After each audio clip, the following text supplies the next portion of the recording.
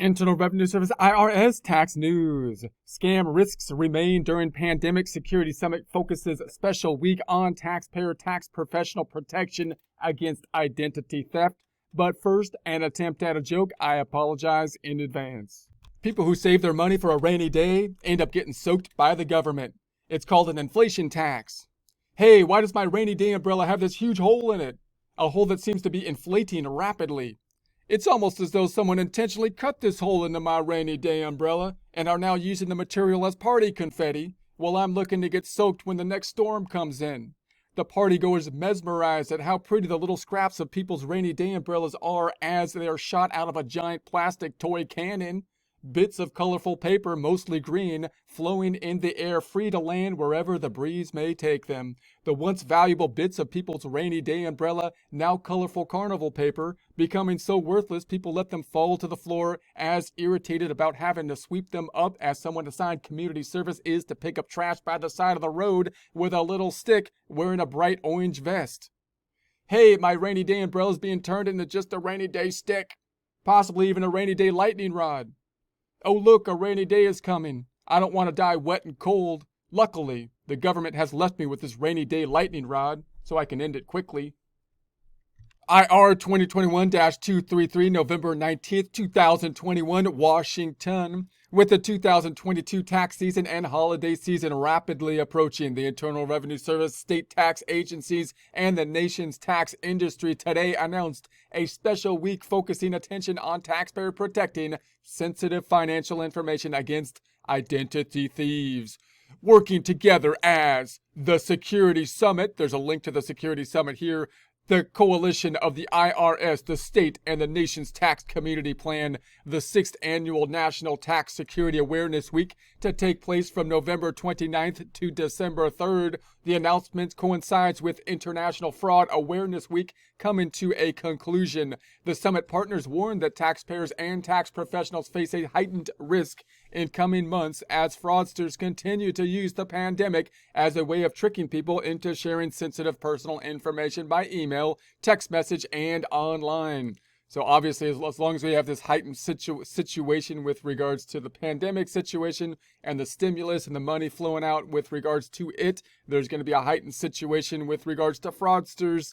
And so we have to be more on the lookout for that as well. So identity thieves can use this information to try filing tax returns and stealing refunds. As Security Summit partners have increased their joint defense against identity theft, including through the Identity Theft Information Sharing and Analysis Center, the ISAC, fraudsters have increasingly looked for ways to obtain sensitive personal information to help slip past common defenses. That has made tax professionals who have valuable tax information for their clients a tempting target for scam artists.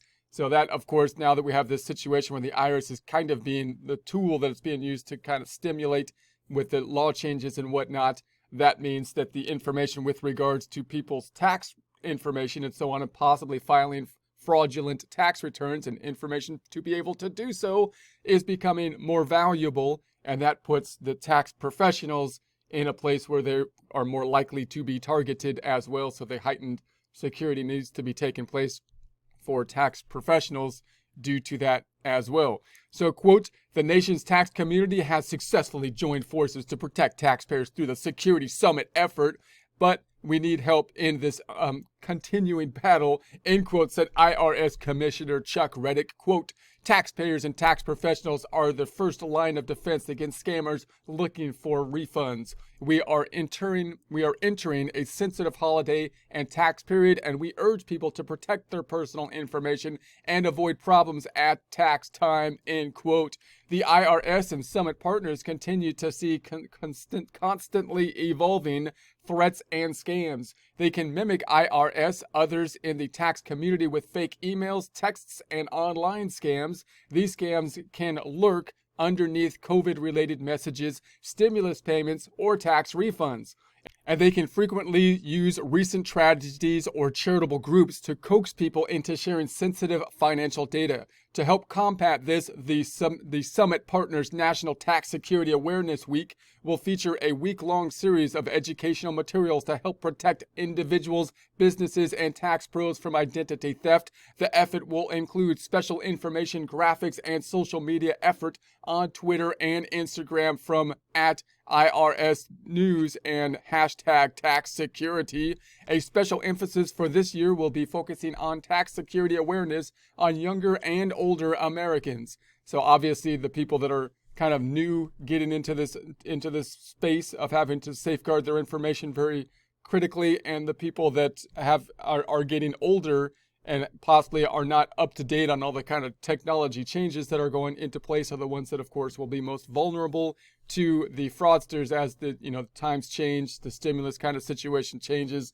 the laws changes, and the technology changes. So even if someone doesn't file a tax return, their online interactions can lead to scam artists obtaining sensitive information and using it to try obtaining a refund. As part of the larger effort, the IRS and Security Summit Partners are sharing YouTube videos on security steps for taxpayers. The videos can be viewed or downloaded at Easy Steps to protect your computer and phone. There's a link to that here. And security measures help protect against tax-related identity theft. There's a link to that here. Employers also can share Publication 4524, Security Awareness for Taxpayers. There's a link to that here with their employees' customers, while tax professionals can share with clients. Highlights of this year's National Tax Security Awareness Week include Day 1, Cyber Monday, protect personal and financial information online. The IRS and Security Summit Partners remind people to take these basic steps. Use security software for computers and mobile phones and keep it updated. Avoid phishing scams, especially related to tax refunds and COVID-19 economic impact payments and other tax law changes. Use strong and unique passwords for all accounts. Use multi-factor authentication wherever possible. Shop only secure websites. Look for the quote HTTPS with the S on it, end quote, in web addresses, and the padlock icon, which is next to the little search bar up top. It's right there. That's it. If you're looking at the screen, that's right there. So avoid shopping and unsecure and public Wi-Fi in places like coffee shops, malls, or restaurants. Day 2, Giving Tuesday. Beware of scammers using fake charities. The IRS and Security Summit Partners warn people to avoid giving scammers when donating charities. The agency provides the following tips. Individuals should never let any caller pressure them into giving a donation without allowing them time for them to do their research. So most of these scams are going to have something to do with like a time emphasis, and the time emphasis will often be, you have to act now or something, or some action is going to be taken. And oftentimes, and more so these days, it seems like there's actually these threats that are becoming just prevalent. You got to take this. So the pressure is becoming more and more overt, it seems like. And so if anyone is pressuring you to take an action, then it could be a scammy situation, especially on the charity, because you'd like to do your research on the charity. And if anybody's pressuring you on any of that stuff on the phone or by any kind of communication, I would just hang up on them. Is the best way to do, even though it seems rude, but that's the only thing it seems like you can do, it seems to me. So confirm charity is real by asking for its exact name, website, and mailing address and confirming it later. Be careful about how a donation is made. After researching the charity, pay by credit card or check and not by gift card or wire money. So if anything asks you to wire money, then or gives you a gift card, they want to get paid from a gift card. They might have gotten you the whole time. You might say that makes perfect sense. The one that would make sense was, sometimes I've heard a scam where they're saying, well, someone is basically in jail and they need bail money and they're in Mexico or something like that, and we need money. And then at the end of the thing, you're like, well, man, I want to help them out, but then they ask for it with a gift card or some kind of thing that's going to be non-traceable. Then that should give it away at that point, that you're like, well, why would it need to be non-traceable type of transaction? So just keep that in mind. So Day 3, get an identity protection pin. Taxpayers who can verify their identities online may opt into the IRS IPPIN program, a major expansion of the program from previous years. This is another tool taxpayers can use to protect themselves and their tax refund. Here's what taxpayers need to know. The Identity Protection PIN or IPPIN is a 6-digit code known only to the individual and the IRS. It provides another layer of protection for taxpayers' Social Security number on tax returns. Use the Get an Identification Protection PIN IPPIN tool at irs.gov/IPPIN. There's a link to that here.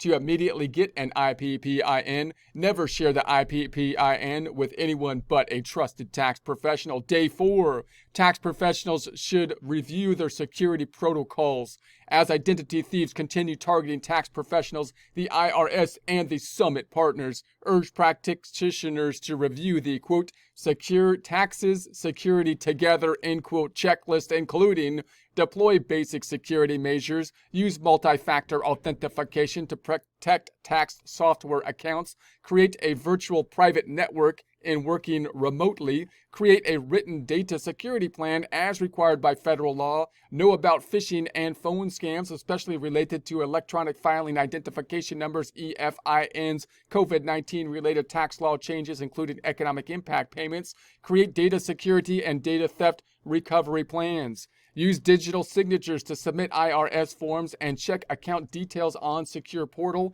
The IRS began accepting digital signatures on a variety of forms this past year. Additionally, the agency made improvements to its online accounts platform to help both tax professionals and individuals. Tax pros may go to the new Tax Pro account on irs.gov. There's a link to that here to digitally initiate power of attorney and tax information authorization requests. Taxpayers have digital control over who can represent them or see their account information on the online account portal. The IRS now accepts a wide array of digital signatures on a number of forms that cannot be electronically filed. Day 5. Businesses should implement safeguards. Watch out for tax-related scams. Most cyber attacks are aimed at small businesses with fewer than 100 employees. Here are some details from this segment. Learn about best security practices for small businesses. IRS continue protective masking of sensitive information on business transcripts. A business identity theft affidavit form 14039B is available for all businesses to report theft to the IRS. Beware of various scams, especially the W-2 scam that attempts to steal employee income information. Check out the business or quote business end quote section on IRS Identity Theft Central on irs.gov/identity theft. There's a link to that here. Also today, the IRS published the latest executive column, quote, a closer look, end quote, which features James Lee, IRS Criminal Investigation Chief, and Daman Rao, Executive Director, IRS Office of Fraud Enforcement, providing a glimpse on how the IRS investigates and helps prosecute fraud. So there's links to that information here. There'll be a link to this in the description.